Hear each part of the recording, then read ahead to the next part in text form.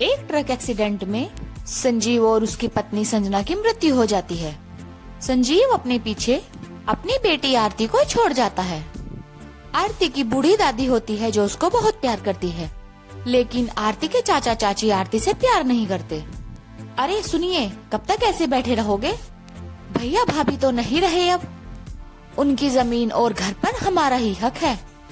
आरती की तो कल को शादी हो जाएगी और वह अपने ससुराल चली जाएगी, तब भी तो यह घर और जमीन हमारी ही होगी। तुम क्या कहना चाहती हो? साफ साफ कहो।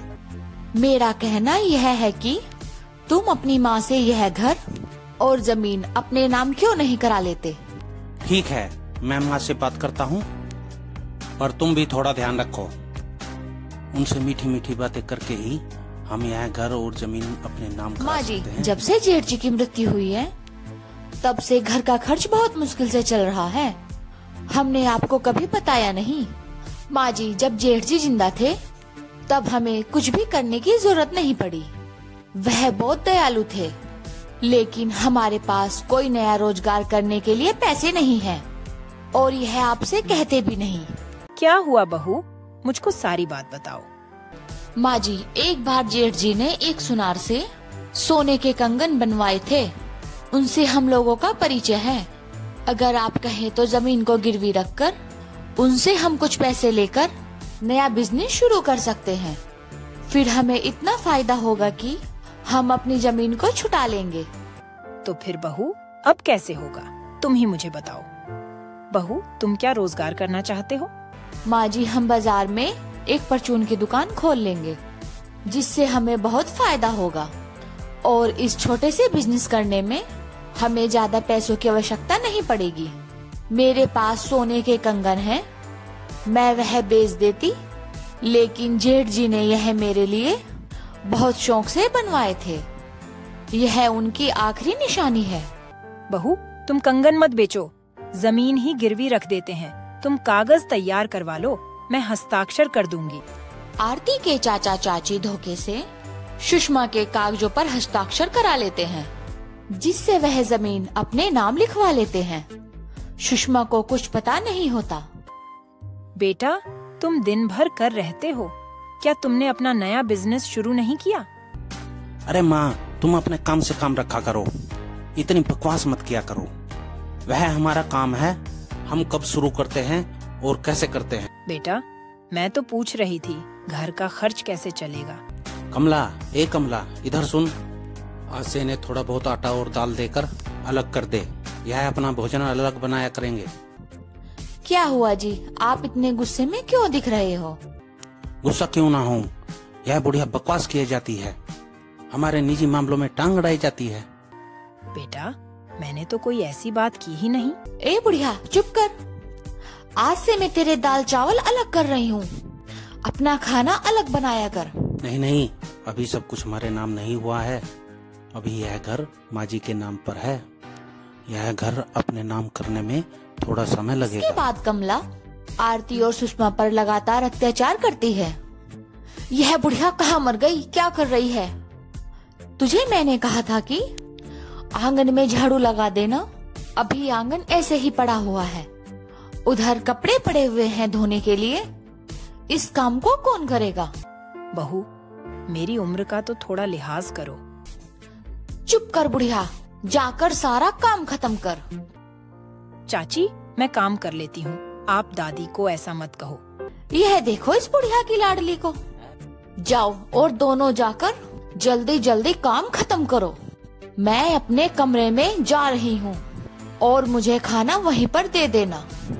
यह कहकर कमला अपने कमरे में चली जाती है। एक दिन आरती और सुषमा आंगन में बैठे हुए थे। मूसलाधार बारिश हो रही थी। कमला का बेटा चिंटू अपनी माँ से कहता है, माँ, मुझे बहुत तेज भूख लगी है। ऐसे में अगर पनीर के पकौड़े मिल जाते तो कितना बढ़िया होता। अरे बुढ़िया, मेरे बेटे के लिए पनीर के पकोड़े बनाओ। बहू, आंगन में तो तेज बारिश हो रही है और चूल्हा भी भीग गया है। घर में पनीर भी नहीं है, मैं कहाँ से पनीर के पकोड़े बनाऊंगी? बाजार से पनीर लेकर आओ और मेरे बेटे को पकोड़े बना कर दे। बहू, मैं बाजार से पनीर लेकर आती हूँ, आरती का ध्यान रखना। इसको भी अपने साथ लेकर जा। यह कोई महारानी है? इसका यहाँ पर ध्यान कौन रखेगा? बहू, आरती की तबीयत बिगड़ जाएगी। वह सब मैं नहीं जानती। इसको भी अपने साथ लेकर जाओ। कोई बात नहीं मम्मी, तेज बारिश हो रही है, मैं कल खा लूँगा। अब जाती है या नहीं? मेरे बेटे को अभी के अभी पकोड़े बनाकर दो, समझी? ठीक है बहू, मैं जाती हूँ।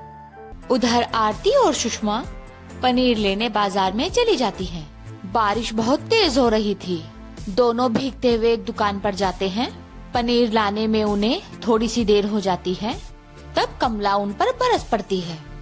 इतना समय लग गया तुमको पनीर लाने में? मेरा बेटा कब से इंतजार कर रहा है। बहू, बाहर बहुत तेज बारिश थी। जगह जगह पानी भरा हुआ था, इसलिए पनीर लाने में थोड़ा समय लग गया। यह क्या, सारा घर तुम लोगों ने गंदा कर दिया है। आरती जाकर पोछा लगा। बहू, थोड़ा सा तो तरस खाओ। आरती को बारिश में भीगकर ठंड लग रही है, उसे आराम की जरूरत है। कोई बात नहीं दादी, मैं कर देती हूँ, उसके बाद मैं आराम कर लूंगी। कुछ देर बाद सुषमा पकोड़े बनाने लगती है। उसके बाद वह कमला को पकोड़े देने जाती है। अब तू मेरे बेटे के खाने पर नजर मारती रहेगी, चल भाग यहाँ से। आरती बिना कुछ कहे अपने कमरे में चली जाती है। बहू, बच्ची को थोड़ा सा खाने के लिए दे देती तो तुम्हारा क्या बिगड़ जाता। एक यह घर मेरे पति के पैसों से चलता है। अगर आपको अपनी पोती को पकोड़े खिलाने की इतनी इच्छा है तो जाकर बाहर पैसे कमाओ। सुषमा बेचारी चुपचाप वहाँ से चली जाती है। वह आरती के पास जाती है। ये देख आरती बेटा, मैं तेरे लिए क्या लाई हूँ। क्या लाई हो दादी? ये ले पकोड़ा, चुपचाप से खा ले और किसी को बताना नहीं। आपने पकोड़ा खाया है? दादी, आप भी आधा खा लो। नहीं बेटी, तू खा ले, मैं बाद में खा लूंगी। दादी, आप बाद में कहाँ से खा लोगी? यह लो आधा, आप खाओ, आधा मैं खाती हूँ। दोनों दादी पोती मिलकर उस पकोड़े को मिल बांट कर आधा आधा खा लेती है। कमला, कहाँ पर हो तुम? हाँ जी बताओ। जिस काम के लिए मैं घूम रहा था वह काम आज पूरा हो गया। बस तुम किसी तरह से इस कागज पर माँ के हस्ताक्षर करा लो। ठीक है जी, मैं कुछ करती हूँ। अगले दिन सुबह सुधीर अपनी माँ को सुनाते हुए कमला को आवाज देता है। अरे कमला, माँ जी कहाँ पर है? क्या हुआ जी, इतनी जोर जोर से क्यों बोल रहे हो? पास में आँखों का कैंप लगा हुआ है। मैं सोच रहा था कि माँ जी को एक बार आँखों के कैंप में दिखा दें।